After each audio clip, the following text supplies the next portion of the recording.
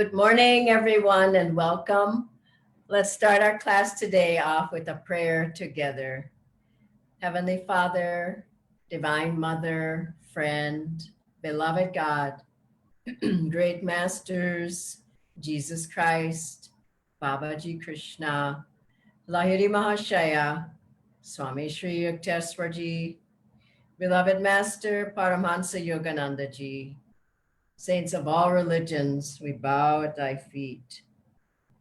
Bless our lives, that we may open our hearts to thee, our minds, our souls. We long to feel thy touch, to see thy light, and to become one with thee. Om Shanti, Shanti. Let's listen to Swamiji, and then we'll come back for the rest of our class.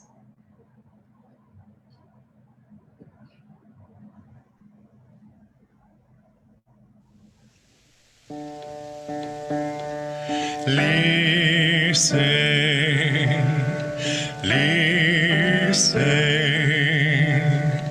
whispering within your soul, hints of laughter, hints of joy, sweet songs of sadness, of quenchless yearning for the light, for my love, your true home. Long your heart has played the dancer, long you've toyed with merest shadows of the treasures left behind you, deep in your soul. Long you plumbed the dark for answers, long you've begged from beggars' empty hands, gifts of life they too were seeking, gifts none could share. Friend, how long will you wander? Friend, as long as you seek your home in a land where all are strangers, love locks her door. Leave to the weak his craven life, to the coward leave his dreaming. Oh, my saint, wake up, reclaim the light, seek the truth behind all seeming. Leave to the weak his craven life, to the coward leave his dreaming. Oh, my saint, wake up, reclaim the light, seek the truth behind all seeming. Turn, turn, turn within, in silence of soul, in cave of love, find my abode. Listen,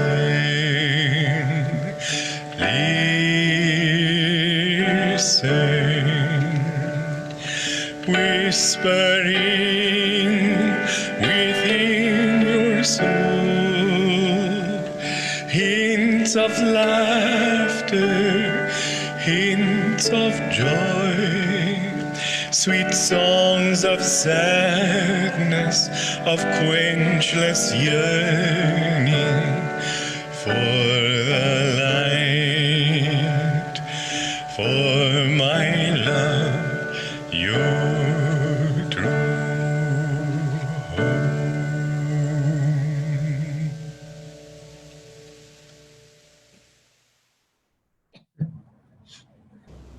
It is that the world has its own wisdom, there's no doubt about it. But it's an unnecessary wisdom if you love God. It's unnecessary to know all those things if you really put your hand and your trust in Him. It's unnecessary to know all the wisdom about the infinite and to understand how many angels there are on how many planets and what the hierarchy is and what cherubim are as opposed to seraphim and what key of the scale they play their harps on or whatever. It's absolutely unnecessary to know anything except that you want God. There's this beautiful story that Tolstoy told and Master quotes in Autobiography of a Yogi of these three hermits who used to live together on an island, and they didn't know anything about theology and the Trinity and all these things. And the Trinity to them was quite beyond them, but they knew that God was three and they were three, and so they said, their prayer was, "We are three, thou art three, have mercy upon us." And that's all they ever prayed. And great miracles took place when they prayed this. And the bishop of the country there, of that area, heard about this inadmissible prayer and decided that he'd better go and teach these devout people how to do the proper thing. So he went and he taught them the liturgy of the church, and they were so glad to learn more about religion. This is what they were wanting, and so they waved happily to him as he left on his ship. And after a while, suddenly he saw these saints bathed in a halo of light, running across the water, hand in hand, chasing after the ship. And then when they caught up with it, they said, "Your worship, please, would you repeat those prayers? We can't seem to remember them." And he said, "My children, go back. Whatever you're doing, it must be right." And you will find that many times those who love God really are very, very simple. They're never stupid. Worldly people think they're dumb because they don't know a lot of the things that they know, and they define wisdom in terms of that. But they're always getting floored by the great intelligence of these people when they ask them questions. But, as I say, they're not stupid, but they're very, very simple. Not simple-minded, but simple-hearted. They don't have likes and dislikes. They only want to please God. They don't have any ulterior motive in whatever they do. They just want to serve God. I know there was this one boy who was very, very, he didn't seem to know Master's teachings particularly well. He was just very good-hearted, though. And Master said he's very close to God. And someone said, "But then it must be a very simple kind of devotion, isn't it, sir, that he has?" "Oh, Master said his devotion has pleased God." And when this person said that, Master smiled blissfully. He said, "That's the thing. That's the kind of devotion that pleases God." When you pray to God, if you can pray with love, what does it matter what words you use, what techniques you use? Those things are secondary. To love God, to love Him truly, means not to think in terms of anything but just, "I long to know you. I long to serve you. I long to be one with you."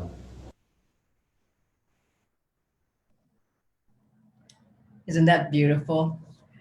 I'd like to start with, there were 3 questions that Swamiji was asked, and I want to just read those questions and his answers. They're very brief. Who is God? He is not a person, Swamiji says. He is neither he or she, and he is both he and she. He is everything our souls ever craved: perfect bliss, immortality, complete consciousness, Satchidananda, as he is defined by those who are familiar with the concept of absolute perfection. There is nothing and no one apart from him. All that we see around us is but a part of a cosmic dream.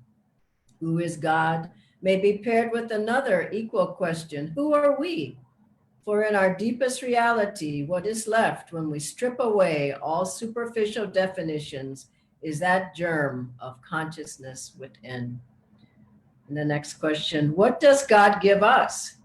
He gives us our eternal birthright, Swamiji says, the freedom to seek him or reject him. Nothing else is our own, not possessions, not our personalities, not our talents, not our homes and families. When we misuse the gift of free will by running after worldly desires, we lose freedom and commit ourselves to voluntary, unknowing slavery. And the last question: What does God want of us?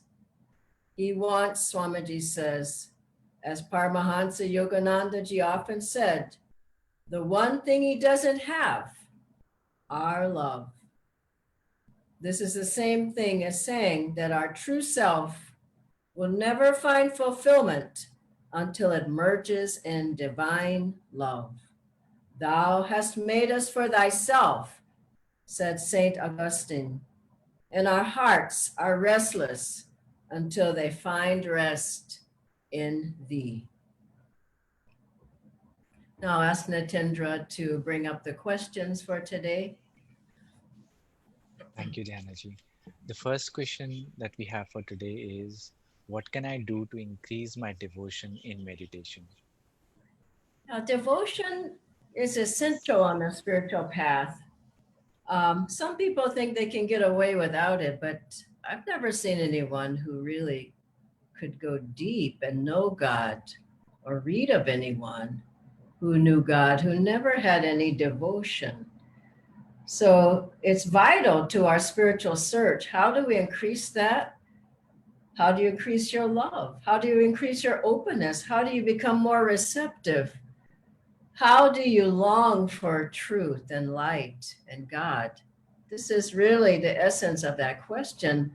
And that has to be developed like a little flame. You just keep fanning it. It gets bigger and bigger. Start with where you are and offer yourself to the divine, into the divine light, into the divine love, into the feeling that is behind your heart.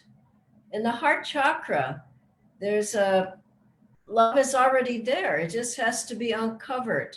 So how do you open yourself to that? Well, of course, chanting, as Swamiji did when Master told him he must get devotion, prayers, gazing into the eyes of the gurus, japa, whispers from eternity, reading that, singing, playing a musical instrument, playing the harmonium, being with people who are more bhakti, more devotional, reading autobiography of a yogi, reading books that are devotional, your heart starts to soften and you start to open up. So all of these ways can help you. Surely meditation with God and gurus will open you up, open your heart to devotion. If you have a murti, you have pictures, images of the masters, putting flowers there on your altar, talking to them, singing to them. I have murtis in my meditation room and they're alive. Swamiji said your altar needs to come to life. It comes to life through you. So all those ways will help. Thank you, Dhyanaji. The next question is, what is the difference between devotion and emotion? Now that's a good question. Because I've been in situations and I grew up in an emotional church. Master called it the unholy ghost of emotion, where people get completely out of hand. So it's the same energy, but emotional energy, it's very interesting. It goes down and out. And it seems like it has tentacles. It grabs onto things. You whip up the emotion in the heart, if it's like that, and you're whipping up attachments, you're whipping up desires, and I want this, and you're whipping up worries and fears and doubts and all of those emotions. But the same energy, if you can grab it, and you have to have heart to be deep on the spiritual path. You can't be like, totally unemotional. I mean, totally impersonal. You never, even Swami Sri Teswarji, Master said he hid his heart's love and devotion, but he had it. And when Master came back from the US, Master said Swami Sri Teswarji's love was melting him. And you would think that he didn't have that. Swamiji asked Master once, he said, "Oh, I see such love in those eyes of Swami Sri Teswarji in this picture." Master said, "There was no love in those eyes," but he could bring it out. And so if you take that same energy and you lift it up, wow, you've got some power, some Shakti behind you then. If you can lift up that energy that people usually put out in anger and fears and emotions, take it, use it, uplift it, focus it at the spiritual eye. Wow, you can go far. You can see the light. You can see the masters. You can go through the spiritual eye with that power from your heart. Without it, or with it going down and out, you're just lacking a sounding board. There's no foundation there. Master said, lift up, whip up the energy in the heart and lift it. 1, 2. There's 2 things that you do. And otherwise you open it and then just spills out. And it really attaches you and excites you and gets you into the senses. And this is not what we want. So that's emotion, and up is devotion. Thank you, Danaji. That is wonderful. The next question is, I cry a lot during chanting and other devotional practices. Is that okay? Yeah, I've cried many tears. I'm sure all of us have. Crying for God it's natural. As the heart begins to open, you feel a longing. You feel like, why the heck am I here? When am I going back home? Who is my true mother? Who's my true father? And you feel this deep longing in your heart, and it brings tears. And as you chant, sometimes you're chanting and tears are just rolling down your cheeks for hours. Sometimes you hear Swamiji's music and you just can't help but feel such a longing. That longing brings tears.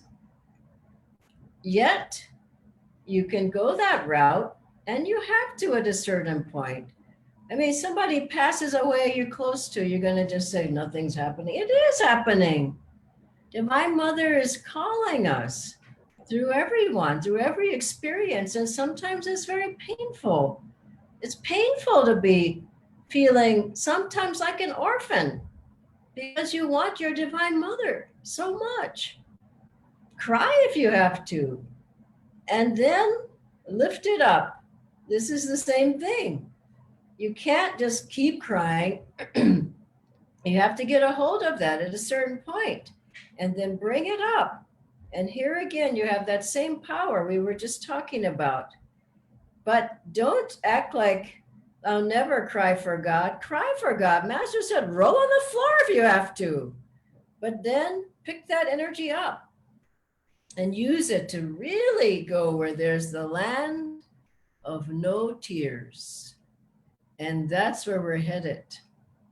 And that's when we get to the home of our true mother, our true father, our true brothers and sisters. Everybody we have here, they're all with us on this level.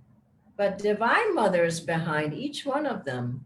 At a certain point, you long to know really who's behind this whole drama. Who's behind Maya? Who's behind this whole universe? Who's behind my parents? Who's behind my brothers and sisters?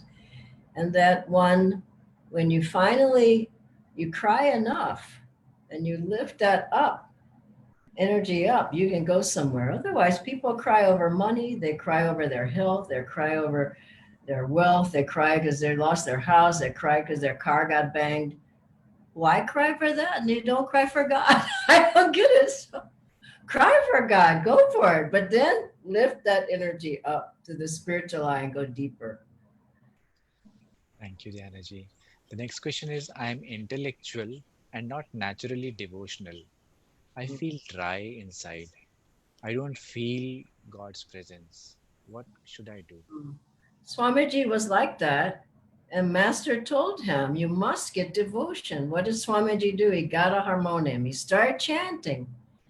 And also, he prayed for devotion. He prayed to Divine Mother to bless him, that he soften his heart and be open and receptive. And so he was the same way. You have to find a balance. You can't just be over intellectual like the man who came with the set of questions, and Master kept saying every answer was love God, love God, love God. And Master got up and left because he knew the man could never get anywhere because he was totally closed. So the devotee has to open up to love, open up to God, and have the balance. Swamiji was so balanced between head and heart. That's the goal, not to be overly emotional, overly intellectual, but to bring both in perfect balance. And that's where we're headed with Master's teachings. The next two questions are around chants. One is, what easy instrument can I learn that I can chant with? And the second is, what chants are the best to chant? There are so many. Okay. Well, harmonium is easy, I would say, and the small tanpura is easy. Either one you could play. With the tanpura, you can play right away. If it's tuned properly, it'll sound good. Now, the best instrument, guess what that is? Your own voice. You can sing even without an instrument. I'm sure people sing in the shower, they sing in the park, they sing in the car. So don't be afraid to use the most perfect instrument that God has given us. God has given us the voice. If you put the voice with another instrument that's been made, like the tampura, like the harmonium, it sounds even sweeter because your voice is backing, has a backing to it. But harmonium's pretty easy as well. And which chants? Play masters and swamijis. For a devotee of this path, you need that power. You need the blessing from the chants. You need the clarity from those chants. You need the upliftment from those chants. There, each one, each note is just giving you a blessing of Master, of Swamiji. And Master chanted those chants and he put his vibrations in them, just like he did with the autobiography of a yogi. So stick with those for now. Swamiji used to chant a few traditional Indian chants, Sri Ram, Jai Ram, different ones, Himda Brahma. Those are fine too. But for the most part, chant the ones that we chant at Ananda. Thank you, Dhyanaji. Maybe we can take this one last question, which is how to balance devotional and mental activity. Yeah, that's a very interesting question. Now, here's the point. One helps the other. It seems like if you're devotional, then you've got to be dumb. Well, that's really not true. Like Swamiji said, if you got a lot of devotion, that means you've got focus. If you use it properly, you've got focus, you've got determination, you've got will, you've got concentration. And don't you use those for thinking, for your work, for figuring things out, for being clear in your mind? Those are the same. It's the same energy.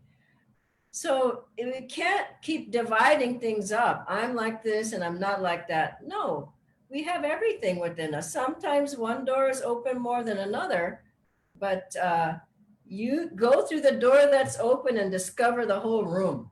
And so if you're very devotional and you want to be more bright and clear and focused, I mean, that's what Ananda's about. It's not, oh yeah, I'm a devotional person, I don't know anything. That's not it. And Swamiji challenged us all the time. Why don't you know this? You should be able to do this. You should be able to do that right. Get clear. What are you saying now? It's not even clear. And so go through that and discover how clear your mind can be if you have that same energy from your heart and you utilize it here. Saintliness is not dumbness, Swami Shri Teswarji said. And the same, if you're intellectual, bring in your heart. People who are inspired have heart, don't they? People are uplifted, they have heart.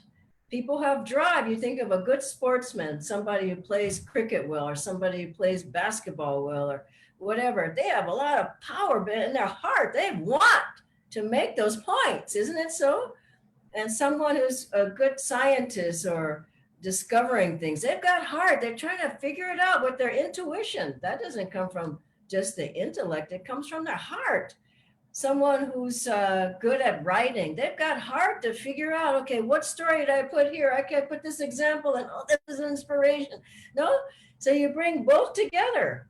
And I saw it in action with Swamiji, and he he really wanted people to use both. And so don't think, no, I'm this way and nobody's going to change me. God's changing you. You have it within you. I'm this way and I can't think straight. Well, that's not good. You need to start thinking straight. And if you can really use the practices Master gave, what I love about this path is so balanced. It brings both clearly together. And you have drive, you have concentration because you have heart, you have inspiration, you're uplifted, you have happiness, you have joy, you have love. Try to be a complete person, not a half a person with a big head because that's all they do is think, or a person with a little body because they never use their body. A person, Master used to draw these pictures, a huge body and a tiny head because they never think. And so bring it all together and you will find what a great path we have, what great techniques. Master gave it all, and he gave it so that we would become balanced. In that balance part of ourselves, then we find that we have everything we need inside to find God. So thank you, Nitindra, and thank you everyone for being here. We'll see you next time. God bless.